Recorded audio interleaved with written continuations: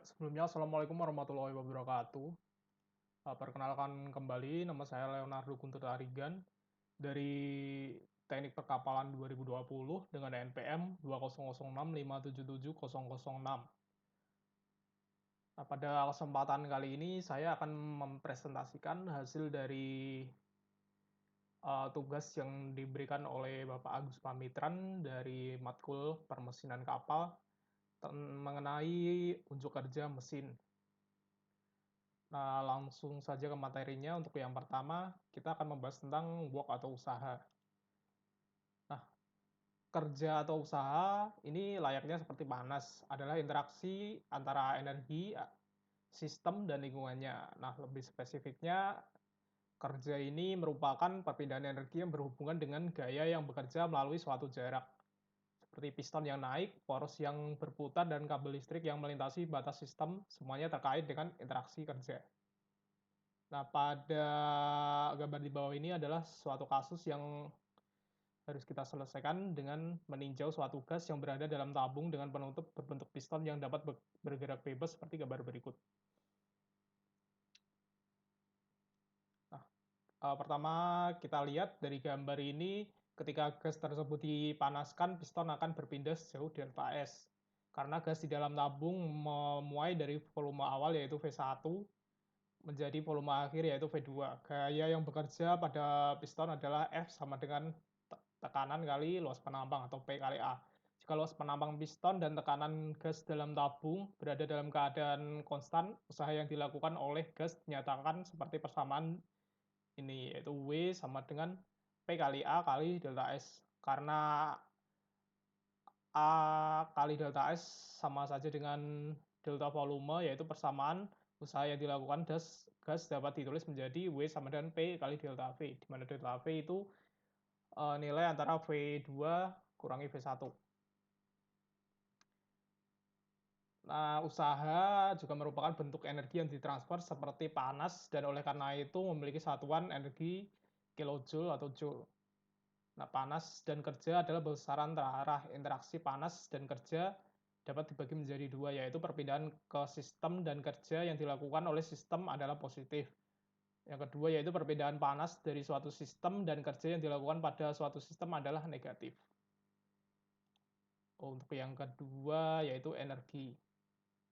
Nah, energi dalam hukum pertama termodinamika disebutkan bahwa energi tidak dapat diciptakan ataupun dimusnahkan, tetapi energi dapat diubah bentuknya. Nah, satuan dari energi ini dalam satuan internasional yaitu Joule. Berbagai bentuk energi seperti energi thermal, mekanik, kinetik, potensial, listrik, magnet, kimia, dan nuklir, dan jumlah mereka semua merupakan energi total E dari suatu sistem. Nah, energi total suatu sistem berdasarkan satuan massa dilambangkan dengan E kecil dan dinyatakan sebagai E kecil sama dengan E besar per M. Dalam satuannya yaitu kilojoule per kilogram. Nah, termodinamika tidak memberikan informasi tentang nilai absolut dari energi total tersebut. Jadi dapat diasumsikan nilai E sama dengan 0 pada beberapa titik referensi yang sesuai. Nah, bentuk energi yang tidak tersimpan dalam suatu sistem dilihat sebagai bentuk energi yang dinamis atau bentuk interaksi energi.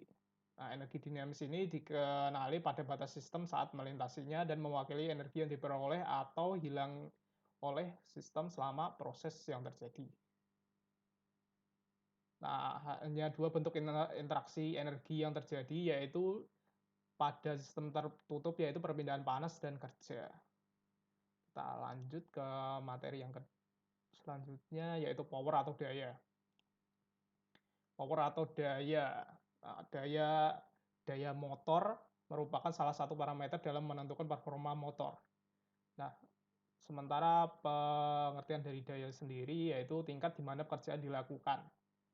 Rasio kerja per waktu secara sistematis dapat ditulis dengan rumus P, yaitu daya, kerja W per T, waktu. Ungkapan untuk daya adalah kerja waktu, kerja per waktu. Dan karena ekspresi usaha adalah gaya kali perpindahan, ekspresi untuk daya dapat ditulis ulang dengan rumus yaitu P, W per T, W-nya diganti F kali S, per T, sementara S per T itu adalah fungsi kecepatan, sehingga P sama dengan F kali V. Persamaan baru untuk daya ini mengungkapkan bahwa mesin yang kuat atau big force dan cepat atau big velocity, sebuah mesin mobil yang kuat dan cukup cepat, sebuah mesin yang cukup kuat untuk menerapkan gaya yang besar untuk menyebabkan perpindahan dalam waktu yang singkat adalah mesin yang kuat. Kita next, yaitu horsepower. Nah, horsepower ini adalah satuan pengukuran daya atau laju di mana pekerjaan dilakukan. Biasanya mengacu pada output mesin atau motor. Nah, untuk sejarahnya sendiri, ini horsepower diadopsi pada abad ke-18 oleh insinyur Skotlandia dengan output mesin uap dengan kekuatan kuda rancangan. Watt ini ada gambar ilustrasinya dan ada perhitungannya bahwa seekor kuda dapat memutar roda mengelilingi 144 kali dalam 1 jam atau 2,4 kali dalam 1 menit. Nah, roda tersebut memiliki radius 12 kaki atau 3,7 meter. Nah, kita dapat menganalisisnya dengan rumus P sama dengan W per T, yaitu W-nya F kali S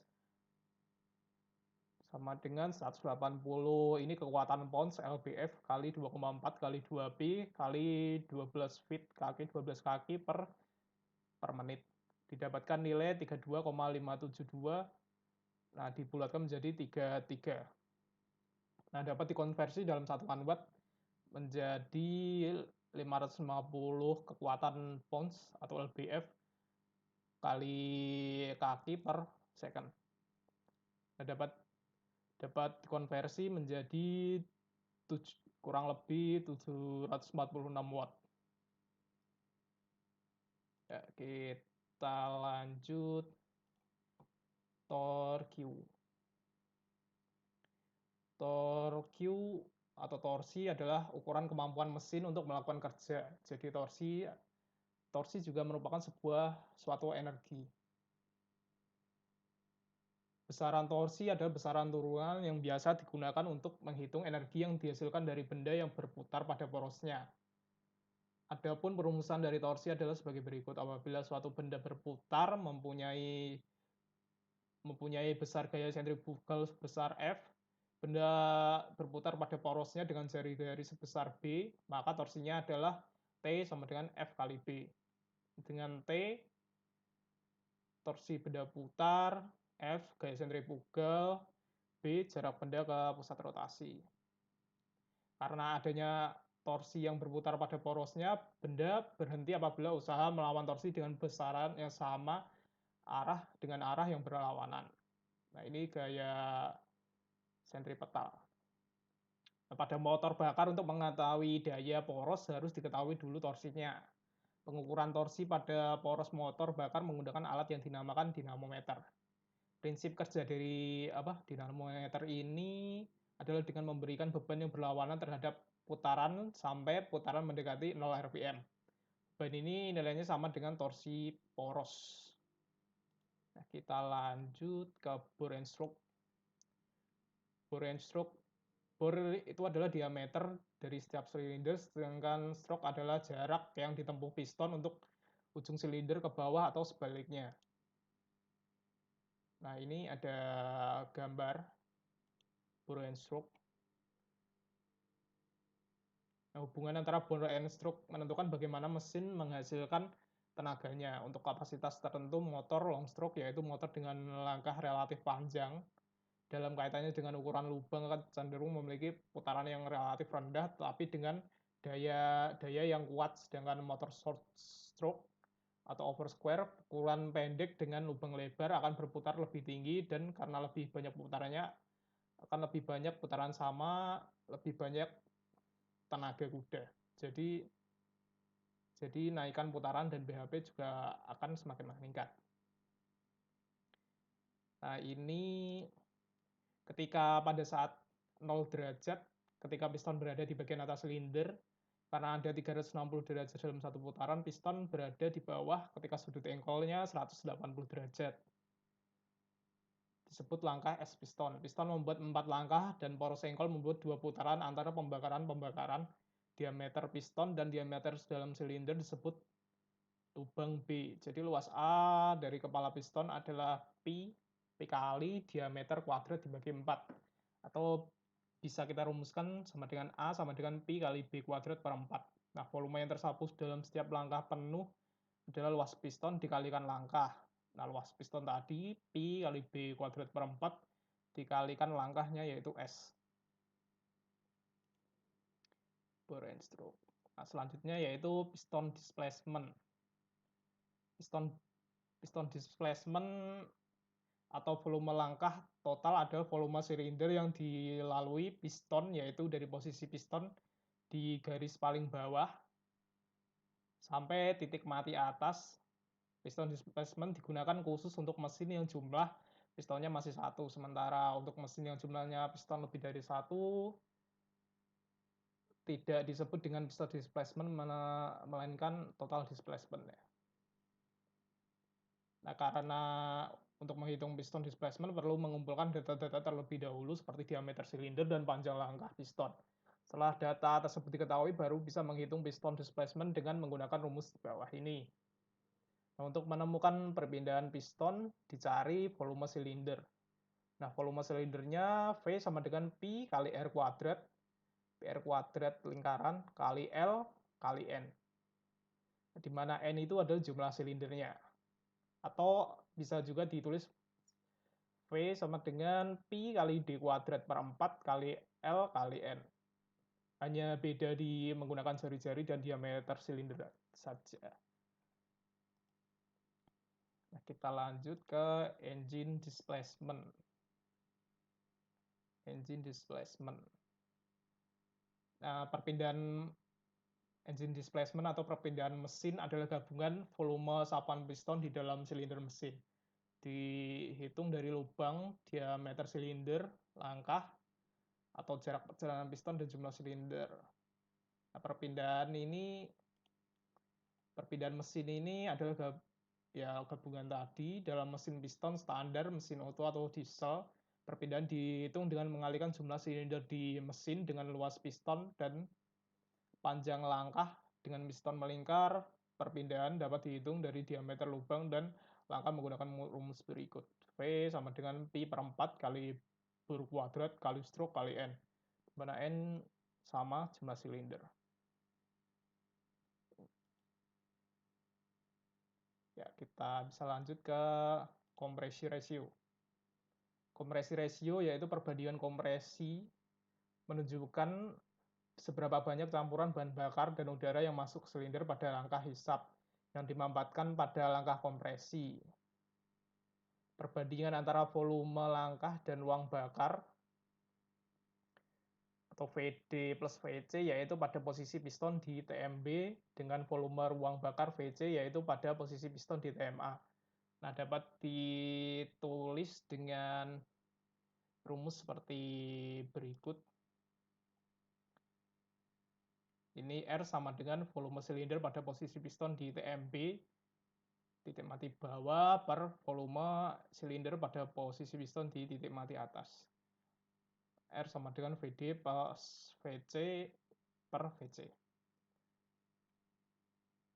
Atau kompresi rasio ini pada gambar ini.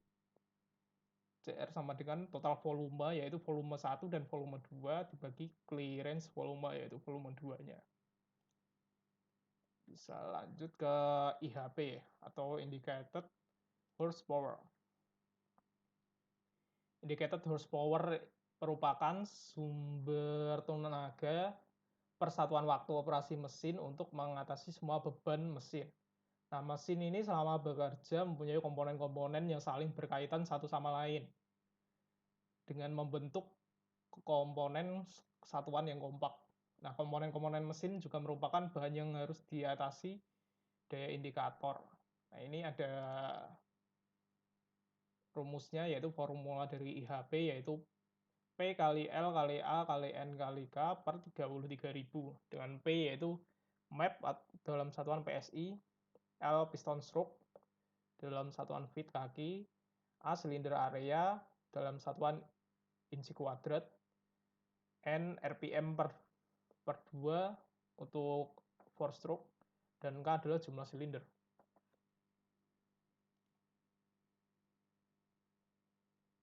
Ya, selanjutnya adalah brake horsepower atau BHP.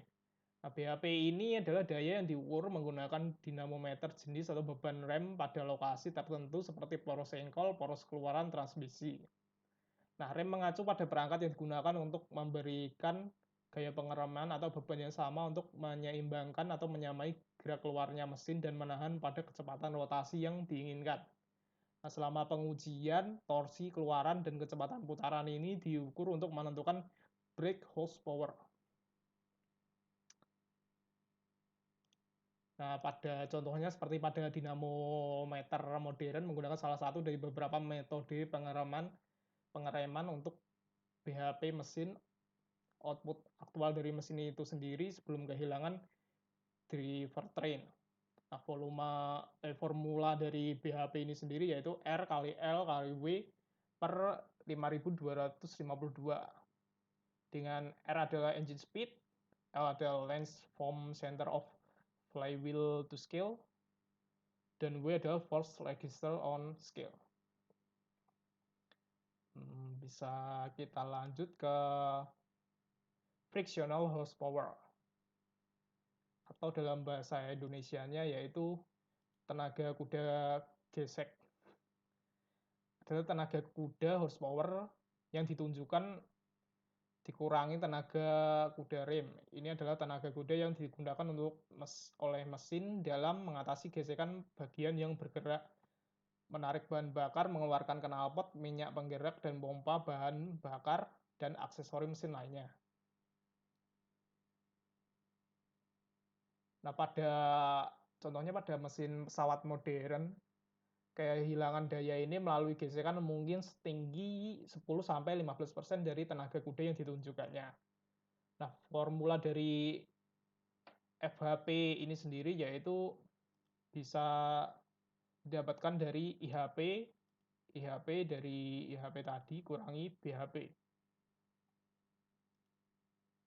Kita next untuk ke indicated thermal efficiency. Nah, indicated thermal efficiency ini adalah rasio panas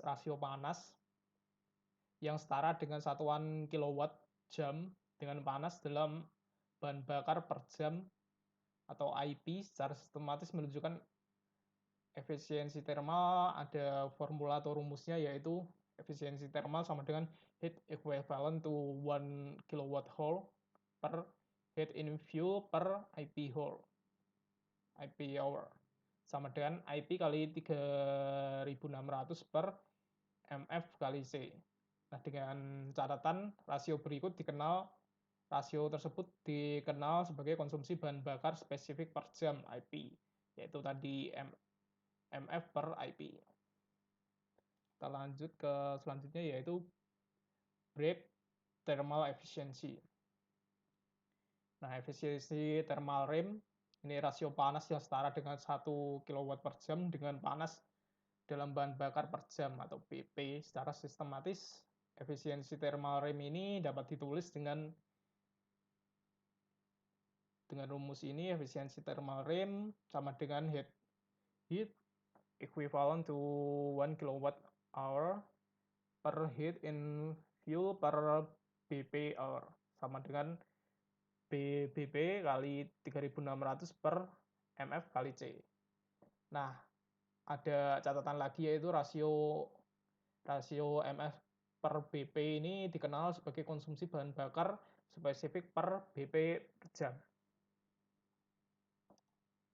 Kita lanjut ke mechanical efficiency. Pada mechanical efficiency ini adalah rasio daya rem atau BP tadi dengan daya yang ditunjukkan atau IP. Nah, secara sistematis dan formulanya dapat ditunjukkan dengan rumus itu BP per IP. Karena BP selalu kurang dari IP, oleh karena itu efisiensi mekanis selalu kurang dari kesatuan yaitu 100%, selalu kurang dari 100%. Nah, ini selanjutnya ada volumetric efficiency dan relative efficiency. Untuk pengertian masing-masingnya, volumetric efficiency ini efisiensi volumetrik merupakan volume muatan aktual yang diterima selama stroke hisap di NTP dengan volume piston yang disapu. Nah, relatif efisiensi sendiri dikenal sebagai rasio efisiensi relatif dari mesin IC adalah rasio efisiensi thermal yang ditunjukkan dengan efisiensi standar udara. Nah, kita lanjut ke mean effective pressure, tekanan efektif rata-rata. MEP adalah kuantitas yang berkaitan dengan pengoperasian mesin reciprocating dan merupakan ukuran kapasitas mesin untuk melakukan pekerjaan yang independen dan dari permesinan mesin. Nah, ketika dikutip sebagai tekanan efektif rata-rata yang ditunjukkan IMEP itu dianggap sebagai tekanan rata-rata yang bekerja pada piston selama berbagai bagian siklusnya. Nah, ini ada MEP dari torsi dan perpindahan mesin 4 langkah menghasilkan torsi 160 Nm dan menggantikan 2000 cm3 sama dengan 2 dm3 sama dengan 0,002 m3. Nah, ini karena ini diketahui NC sama dengan 2, T sama dengan 160 Nm torsinya, dan volumenya 0,002 m3. Nah, dapat diketahui dari MEP 2pi 2pi 2pi kuadrat dikali 160 Nm per 0,002 m3 sama dengan menghasilkan 10,005 bar atau sama dengan 1,005 MPa. Kita juga mendapatkan angka megapascal jika menggunakan cm3 untuk satuan VD, untuk nilai VD tadi. Hasilnya sama, 1,005 MPa. Nah, daya dari MEP dan kecepatan poros engkol. Nah, jika kita tahu kecepatan poros engkol, kita juga dapat menentukan output daya mesin dari angka MEP. Seperti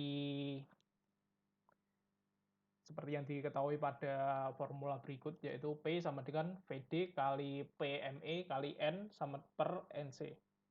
Dalam contoh kami, mesin mengeluarkan torsi 160 Nm pada 3.600 per menit. Ya, ini NC-nya diketahui 2, N-nya 3.600 per menit atau 60 per second. VD-nya 2000 cm3.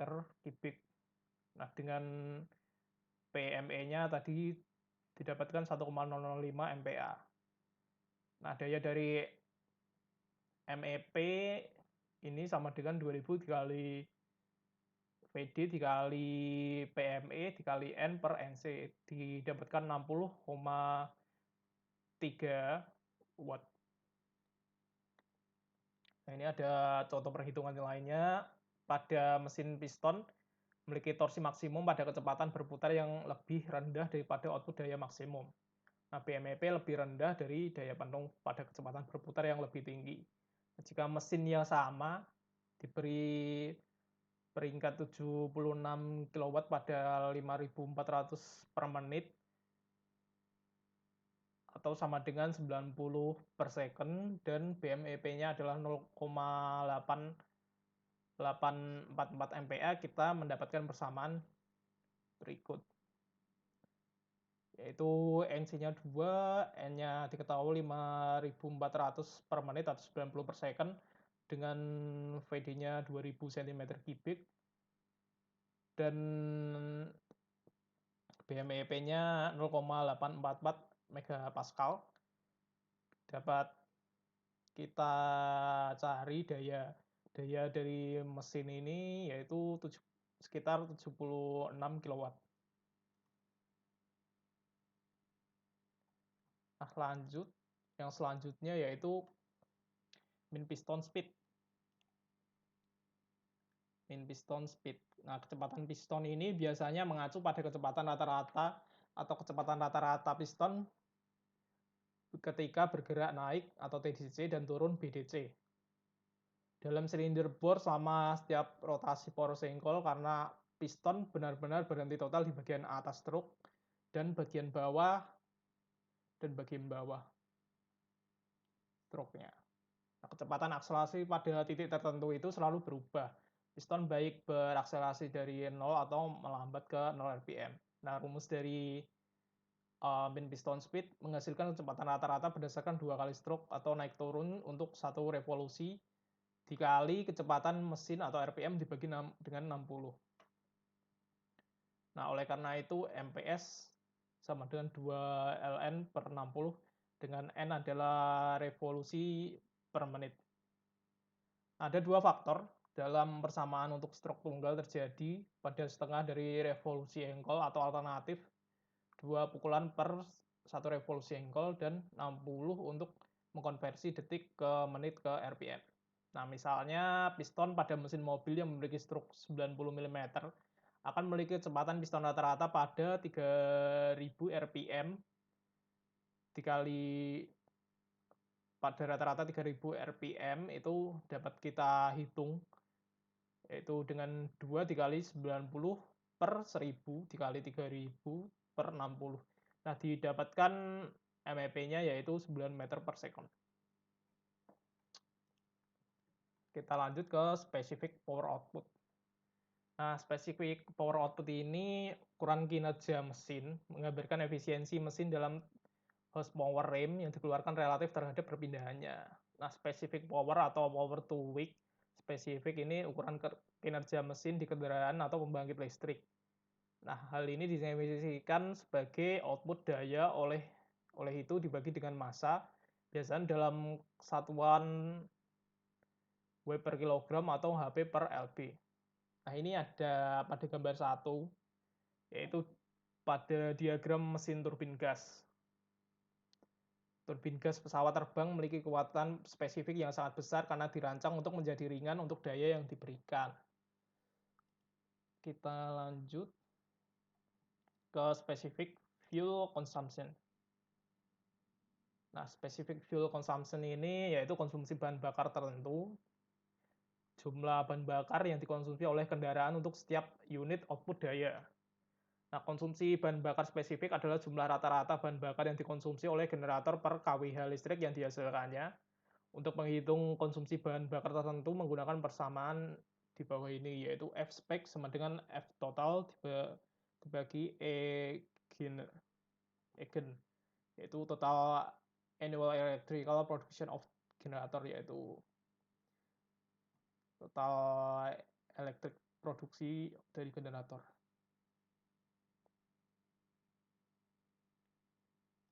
Bisa lanjut ke AFR, yaitu oil fuel ratio, yaitu perbandingan antara udara dan bahan bakar dan merupakan faktor penting yang mempengaruhi kesempurnaan pada proses pembakaran di ruang bakar. Nah, pada proses pembakaran sempurna memiliki rasio perbandingan yaitu 14,7:1 atau biasa disebut dengan stoichiometric. Artinya campuran memiliki perbandingan 14,7 udara dan 1 bahan bakar. Nah, beberapa contoh baik karburator maupun sistem injeksi yang sengaja disetting dalam kondisi AFR lean atau AFR rich untuk mencapai target yang dicapai. Pertama yaitu 12-13:1. Ini menandakan yaitu rasio menghasilkan tenaga mesin besar atau maksimum. Nah, pada rentang 14,7-15:1 menandakan rasio yang memungkinkan pembakaran bahan bakar secara sempurna. Pada rentang 16-17:1 untuk rasio pemakaian bensin yang paling irit. Nah, jadi tinggal dipilih sesuai kebutuhan. Nah, selanjutnya yaitu calorific value of the fuel. Nah, nilai kalori bahan bakar dari bahan bakar, yaitu jumlah panas yang dibebaskan oleh pembakaran Nah, untuk contoh bahan bakarnya ada bahan bakar padat cair, nilai kalorinya dinyatakan dalam kilojoule per kilogram. Sedangkan untuk bahan bakar gas dinyatakan pada kilojoule per meter kubik, di mana meter kubik adalah diukur pada kondisi NTP, yaitu pada suhu 0 derajat Celcius dan tekanan barometrik 760 mm Hg atau 1,01325 bar. Nah, nilai calorific value of the fuel ini dibagi menjadi dua, yaitu nilai kalori yang lebih tinggi atau nilai kalori bruto GCV atau nilai pemanasan yang lebih tinggi HHV, yaitu air pembakaran sebelumnya terkondensasi dan bawah panas yang terkandung dalam uap air dapat dipulihkan. Nah, yang kedua yaitu nilai kalori yang lebih rendah atau nilai kalori bersih NCV atau nilai pemanasan yang lebih rendah LHV. Nah, ini merupakan produk pembakaran mengandung uap air dan panas dalam uap air tidak dapat dipulihkan. Nah, ini ada sedikit grafik dari calorific value of fuel. Bisa kita lanjutkan, yaitu perhitungan GCV bahan bakar. Nah, ini caranya kurang lebih mirip pada prinsip kimia, yaitu entalpi, yaitu ini C plus O2 menjadi CO2. Nah, nilainya itu positif 8.137,5 dari karbon. H2 plus setengah O2 menjadi H2O dari hidrogen. SO plus O2 menjadi SO2 dari sulfur. Nah, misalkan bahan bakar mengandung karbon, hidrogen, nitrogen, sulfur, oksigen, sebagian masing-masing 86,5%, 12%, 0,9%, 0,2%, dan 0,4%. Nah, kita bisa hitung dari GCV of fuel sama dengan GC dikali persen C per 100 ditambah QS dikali persen S per 100 ditambah QH kali 2 kali persen H per 2 dikurangi 2 kali persen O per 32 per 100. Nah, didapatkan sekitar 1497,2 kilokal per kilogram. Nah, itu GCV of fuel-nya. Kalau kita mencari NCV of fuel-nya sama aja, tapi sedikit ada formulanya, yaitu GCV dikurangi 584 dikali 9 dikali H2% ditambah M% per 100. Nah, kita dapatkan NCV of fuel-nya sekitar 9.866,5 kilokalori per kilogram. Kita next. Nah, ini contoh penyelesaian soal tadi dari IHP, BHP, FHP, thermal efisiensi, indikator thermal efisiensi, dan konsumsi bahan bakar AFR. Ini ada sebuah soal di mana sebuah engine gasolin 4 langkah menghasilkan 48 bhp dengan efisiensi mekanis 80%. Nah, konsumsi bahan bakar spesifik BSFC break specific fuel consumption-nya 0,3 kg per bhp H. Nilai kalori bahan bakarnya 10.000 kilokalori per kilogram. Nah, bahan bakar C8H18. Nah, ditanyakan berapa A IHP. Nah, untuk kita mencari IHP ini dengan rumus BHP per IHP ini, dan IHP-nya dapat diketahui dengan 48 HP per 0,8. Efisiensi mekanisnya kan tadi 80%, jadi 0,8 efisiensinya berarti 48 per 0,8 jadi 60 HP. Nah, untuk yang kedua yaitu mencari FHP. Nah, di mana FHP ini IHP dikurangi PHP, yaitu 60 horsepower dikurangi 48 horsepower sehingga didapatkan 12 horsepower. Nah, untuk pertanyaan yang C yaitu efisiensi break thermal. Nah, untuk efisiensi break thermal ini ada rumusnya tadi sudah dijelaskan, yaitu BHP per fuel HP, atau dapat kita lihat di sini 1 per BF BSFC tadi yang diketahui kali nilai kalor, yaitu 1/0,3 kali 15,6 sama dengan 21,37%. Nah, untuk yang D yaitu efisiensi indikator thermal. Efisiensi indikator thermal ini kita pakai rumus yang sudah dijelaskan tadi di indikator thermal efisiensi, yaitu IHP per fuel HP, di mana IHP per fuel HP atau sama dengan BHP per efisiensi mekanis tadi per fuel HP. Nah, kita dapatkan yaitu dengan angka 26,7%. Nah, untuk pertanyaan yang E yaitu konsumsi bahan bakar per jam.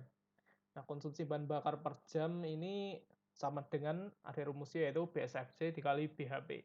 0,3 kg per BHP dikali 48 BHP, yaitu kita mendapatkan hasil 14,4 kg per jam. Nah, ini nanti untuk link video dapat saya cantumkan di file PowerPoint-nya. Mungkin untuk kali ini sekian dulu dari saya. Terima kasih atas perhatiannya. Semoga materi ini dapat membantu dan apabila ada kesalahan, mohon maaf yang sebesar-besarnya. Sekian dari saya. Wassalamualaikum warahmatullahi wabarakatuh.